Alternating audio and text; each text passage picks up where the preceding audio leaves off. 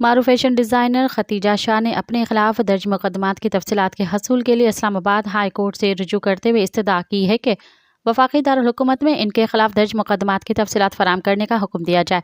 اسلام آباد high court میں دائر درخواست میں ختیجہ شاہ نے موقف اپنایا کہ 9 مئی مقدمات میں شامل کیا گیا، 1 سال جیل میں رہی، پھر ضمانت منظور ہوئی۔